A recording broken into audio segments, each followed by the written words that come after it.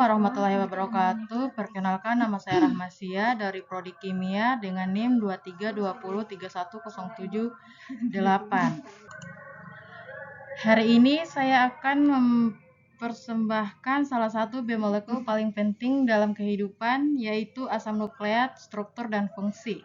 Molekul ini dapat kita ibaratkan sebagai perpustakaan informasi bagi sel, karena di dalamnya tersimpan seluruh instruksi yang mengatur bagaimana tubuh kita bekerja. Baik, langsung saja kita ke materi, yaitu pendahuluan. Asam nukleat merupakan biomolekul yang sangat penting dalam kehidupan karena menjadi dasar penyimpanan dan pengalihan informasi genetik. Dua jenis utama asam nukleat, yaitu DNA dan RNA, memiliki struktur khas yang memungkinkan mereka menjalankan berbagai fungsi biologis. Pemahaman terhadap struktur asam nukleat menjadi kunci utama untuk menjelaskan bagaimana proses-proses penting seperti replikasi, transkripsi, dan translasi dapat terjadi dengan akurat dan efisien.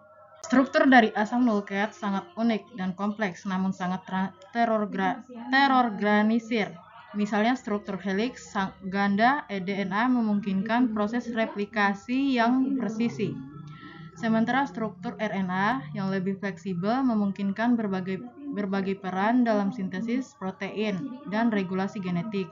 Setiap bagian dari struktur asam nukleat, mulai dari komponen penyusun, nukleotida, hingga urutan basa nitrogen, berkontribusi secara langsung terhadap fungsinya di dalam sel. Mulai dari komponen penyusun, nukleotida, hingga urutan basa nitrogen, berkontribusi secara langsung terhadap fungsinya di dalam sel. Oke, slide berikutnya, struktur kimia dan fisik asam nukleat DNA dan RNA. Asam nukleat terdiri atas dua jenis utama, yaitu DNA dan RNA. Keduanya merupakan polimer yang tersusun atas unit berulang yang disebut nukleotida. Berikutnya, komponen nukleotida. Setiap nukleotida terdiri dari 3 bagian utama, yaitu gula pentosa. Gula pentosa di dalamnya berada ribosa atau deoksiribosa, gugus fosfat, dan basa nitrogen. Dalam basa nitrogen terdapat 2 bagian, yaitu purin dan pirimidin. Dalam purin terdapat adenin dan guanin. Sedangkan di dalam pirimidin terdapat sitosin, timin hanya di DNA, urasil hanya di RNA. Selanjutnya, struktur DNA. DNA terbentuk helix ganda yang terdiri atas 2 untaian polinukleotida antiparalel. Basa nitrogen pada kedua untaian berpasangan melalui ikatan hidrogen. Adenin berpasangan dengan timin, guanin berpasangan dengan sitosin.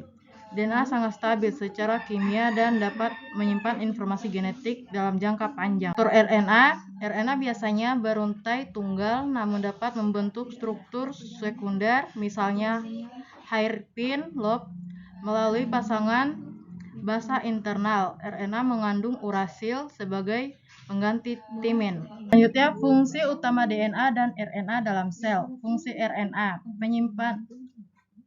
berfungsi sebagai penyimpanan informasi genetik. Informasi genetik disimpan dalam urutan basa DNA dan diwariskan dari generasi ke generasi. Replikasi.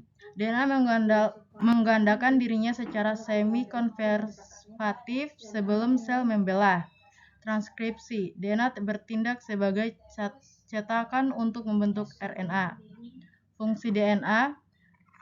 Messenger RNA membawa informasi genetik dari DNA ke ribosom untuk sintesis protein. Transfer RNA membawa asam amino ke ribosom dan mencocokkan kodon dengan antikodon.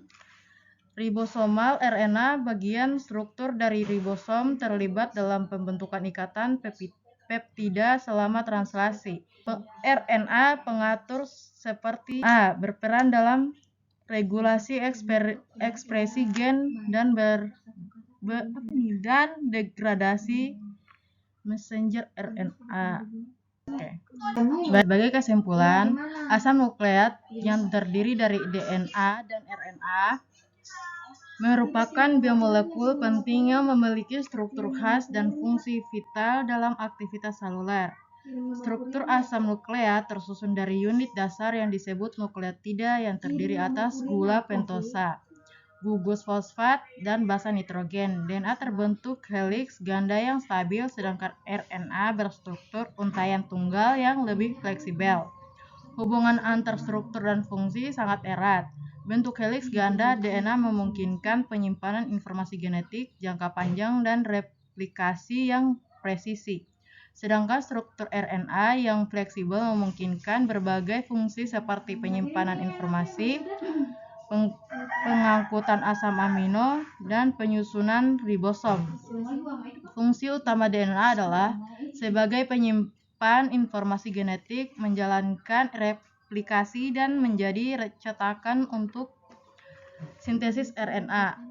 RNA di sisi lain memiliki peran aktif dalam proses sintesis protein dan regulasi genetik melalui berbagai jenis. Baik, sekian dari saya. Semoga ilmu yang saya paparkan bermanfaat bagi kita semua. Wassalamualaikum warahmatullahi wabarakatuh.